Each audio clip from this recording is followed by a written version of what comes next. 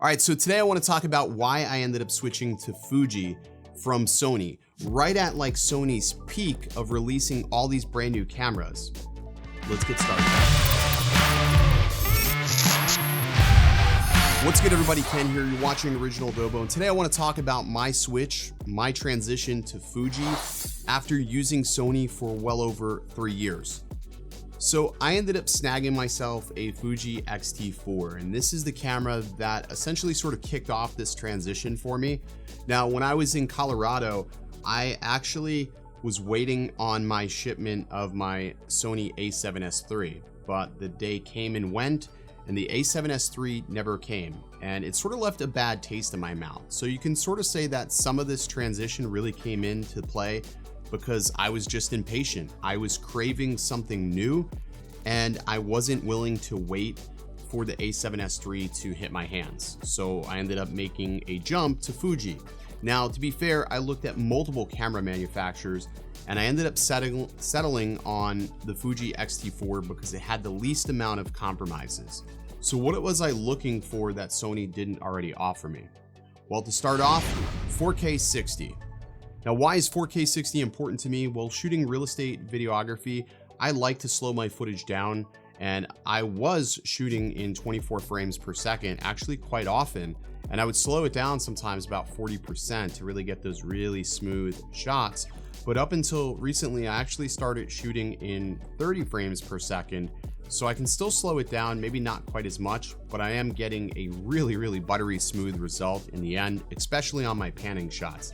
I notice a big difference when playing back my real estate videos now versus then. It just ultimately looks a little bit better in the 4K 60 in a 30 frames per second timeline.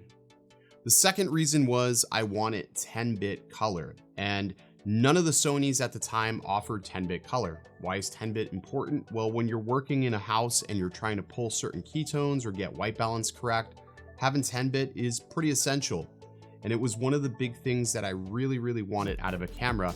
And at the time, the only camera that offered that was the FS5, but that just wasn't a logical solution to order one.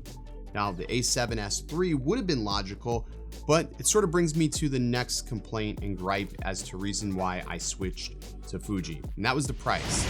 The a7S III was $3,200. I was able to get a single X-T4 for $1,700. So basically half the cost of the a7S III I was able to get this for. With the cost savings in mind, I was also able to add an additional camera in which I bought a second Fuji, and I bought an X-T3, which is what I'm filming on right now. I ended up selling all of my Sony cameras and my Sony glass, which I lost probably about $500 to $600 on it in total. But I was able to get the primary amount of lenses that I needed to replace the glass I currently had. So I don't really feel like I was losing out too badly. Now, some things I didn't factor or figure on liking too much with the Fuji system was these dials at the top of the camera. Now, these dials have been an absolute lifesaver for me, and it's something that I didn't expect to like so much. And when I use a camera that doesn't have dials now, I'm sort of lost. So with these dials, you can adjust the shutter speed, you can adjust your ISO, you can even adjust your aperture and control the exposure amount or your exposure compensation directly from the top. And it's just these subtle things like this that make taking photos so much easier for me, especially when I'm in the field doing portrait photography. The next thing that I really like about the Fuji X-T4 is the fact that it has pretty decent IBIS. I wouldn't say it's the best IBIS. It's definitely not on par with Panasonic's offerings, but it definitely blows away Sony's IBIS. As long as you're not using the digital IBIS, you can get some pretty decent shots for the most part. There are some times where I do prefer to turn it off, like when I'm using a gimbal, because sometimes it gets very robotic and it will ruin a shot with this like odd warping thing that tends to happen. It's one of the things that I hope that Fuji does end up rectifying eventually, but so far it hasn't happened. Now, there are some things that I do miss from using Fuji to Sony, and that is the awesome autofocus of Sony. With Sony autofocus, I never, not once ever really second guessed myself when I was doing a talking headshot like this. I just always knew I was going to be in focus no matter the situation, unless if it was a really low light situation. That was the only time that Sony autofocus ever really let me down. Now, with that being said, the Fuji autofocus isn't terrible. It's not terrible. It's not better than Canon. It's not worse than Canon. I would say it's like sort of right on par with Canon. It's definitely much better than Panasonic and Nikon's autofocus. So if that's something, it's enough for me to be able to do talking headshots like this.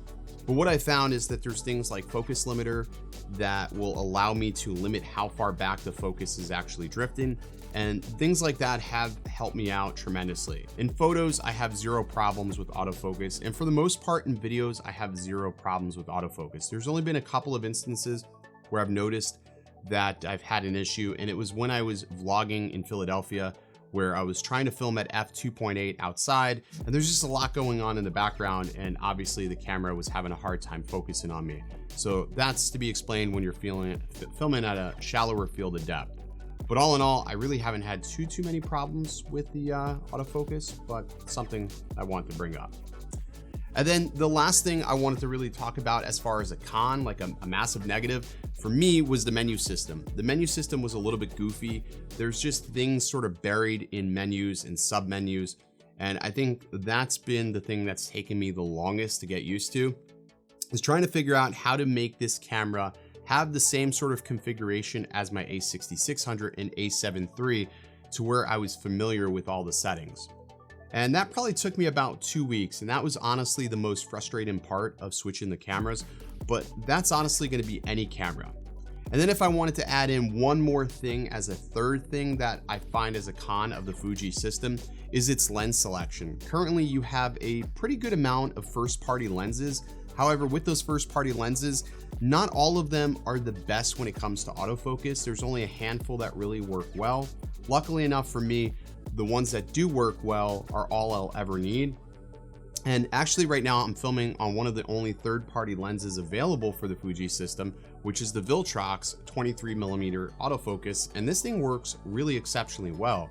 I film all my talking headshots on this at 23mm f1.4, and personally I think it works great. I'm really excited about this lens. I ended up actually buying the 85mm f1.4 as well, and I've been pretty happy with that lens as well. I've got the 16 to 55mm f2.8, which I use for street photography and headshots, and that's worked pretty well for the most part. I wish it was a little faster, but all in all, it's been a pretty exceptional lens. So with the lens selection aside, as long as you find what you need, you should be okay. I just wish there was more third-party options available, but currently it doesn't look like that. Overall, I'm pretty happy with this change. I think that the Fuji system suits my style a little bit better. What I've been noticing is that everybody does tend to lean towards Sony or Canon, and this sort of just gives me a little bit more individuality, especially in the real estate world, because the photos that I am able to capture with this are absolutely amazing on the X-T3 or X-T4. It doesn't really matter. And actually, I love the system so much, I ended up buying a third camera. So yeah, I ended up buying a third camera. So I'm actually filming on an X-T3. I've got an X-T4 and another X-T3 right here that I use for all of my photographs. So I guess you can say I'm sort of I'm about that Fuji Juice life.